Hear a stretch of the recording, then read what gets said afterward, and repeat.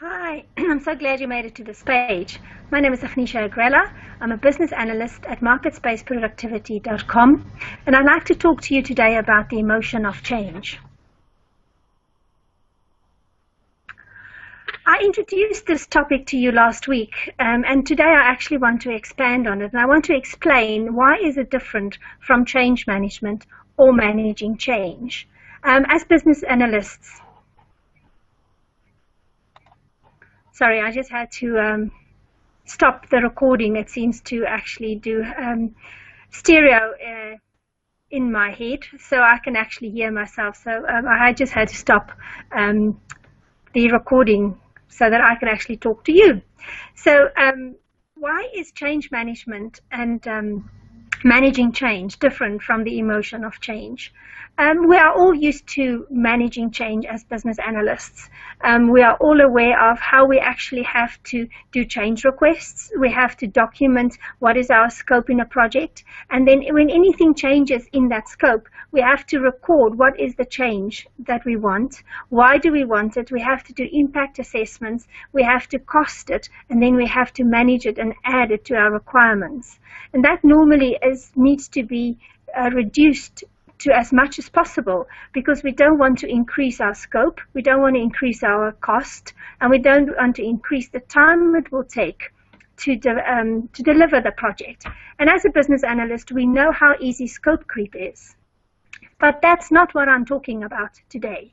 Today I want to talk to you about the emotions of change. And that is the internal emotions that we have to go through when we introduce to change.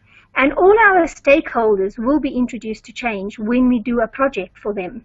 So whenever we actually introduce them to something that they perceive as a threat to their position, we will encounter resistance to change. And as I explained last week, there will be a couple of reactions that we can get. And my experience, especially in the last 2 years, has been that there's a lot more aggression in the corporate world. The way people talk to each other is really deteriorating. It seems like everybody has got this idea that they can talk to anybody the way they like because they have a certain position. And that is what's actually driven me to actually do this emotion of change, because it all starts with me. How, as a business analyst, are you trying to prove to yourself how good you are? Are you trying to prove to your stakeholders that you know more than them? And are you so scared that they're actually going to find out that you don't know about your topic, that you don't want to admit it? And that is where I believe the emotion of change come in, and how we as business analysts can build our own confidence and our own skills as business analysts is when we connect with our own fear of being found out that we don't know something. So we rather pretend that we know what we're talking about than to openly say we don't know. And that is what I also talked about, transparency and choice. It is my choice to do work in an environment where I am transparent. I have found that in the times when I've actually openly acknowledged that I don't know something, but I will go and find out, that is when I actually build the relationship with my stakeholder, that they trust me, that they will ask me, and that they will also consult with me when they're not sure. So if I am willing to admit that I can't do something, it makes it safe for them to say they can't do something. And if we're introducing especially technology, and if they're a bit of the older generation and they don't know what the technology will give them, they will be so scared of that technology and they will resist your ideas with everything they've got. They will block you. They will try and tell the management that they don't need this, that they know what they're doing, but they will do anything in their power to stay in that environment of where it's comfortable for them. So that is what I also mentioned, is that we actually have to know yourself. The first aspect of emotion of change is know yourself. Know your own process. Know what it feels like in your body when you get close to that time when you're unsure and you're coming to where you have to admit, or that embarrassing moment when you have to say, I don't know this, or I have made a mistake. In the corporate world today, it is common ground where people will rather blame the other person than to acknowledge that they have made a mistake. And once we've actually understand and that anxiety and emotion and sensation in our body will come up when we come close to that place where we have to admit it. So when we understand our own bodies, we can feel it come up. We can then make a choice. What am I going to do in this situation? Am I going to expose myself in this group, or am I going to do it on a one-on-one? There is always the different ways of doing it. I have learned that it's easy for me to do it in a big group. I don't mind saying it in a big group, but you as a business analyst who's not used to that environment, and especially if you've worked in an environment where there's a lot of animosity and a lot of finger pointing and also blaming going on, because there's always blaming between IT and business of who's responsible when the project is not going well. To avoid those circumstances, that is why people actually then blame each other. But I am quite happy to actually openly admit when I've made a mistake, and normally I can see the shock on people's faces when you are prepared to make those choices. And they always think that, and you're mad admitting it, but when they actually see the attitude from the stakeholder later and the repercussions from the project, when you actually gain more respect from everybody around you, that's when people start feeling safe with you and they start sharing more and more with you.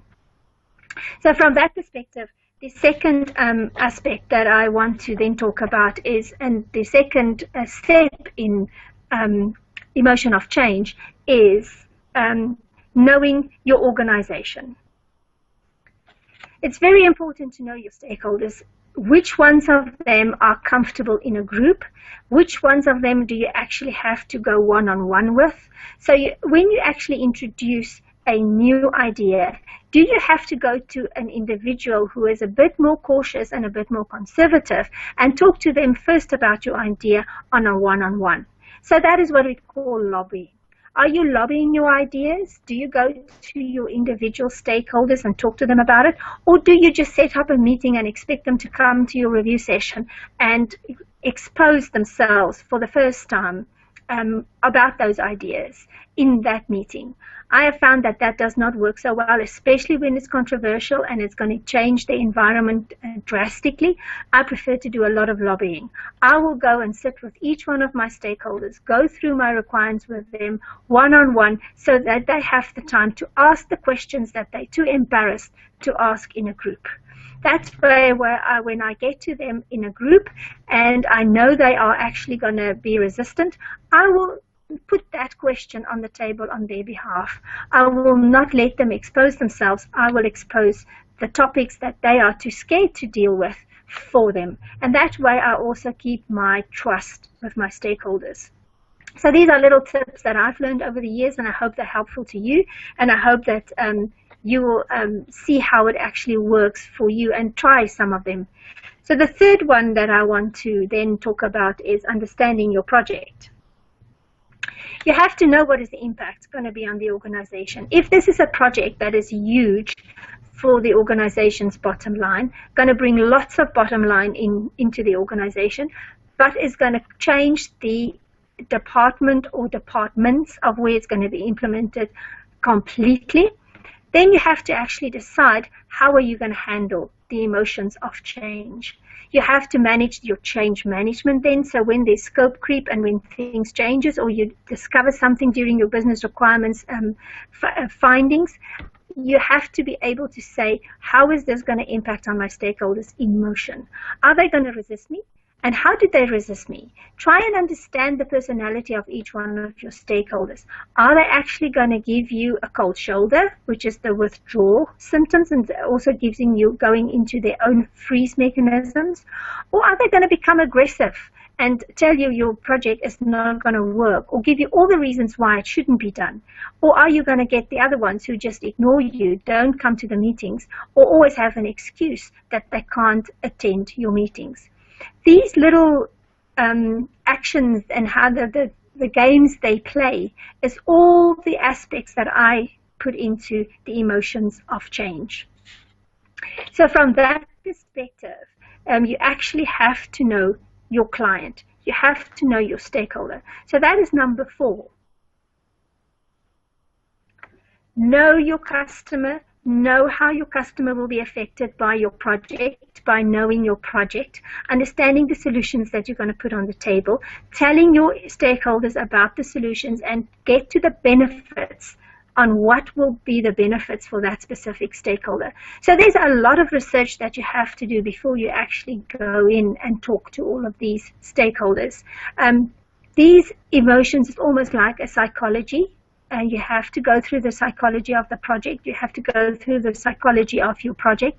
And you have to go through your own psychology. You have to understand what are you prepared to expose and how much are you prepared to expose about yourself to gain the confidence of your stakeholders.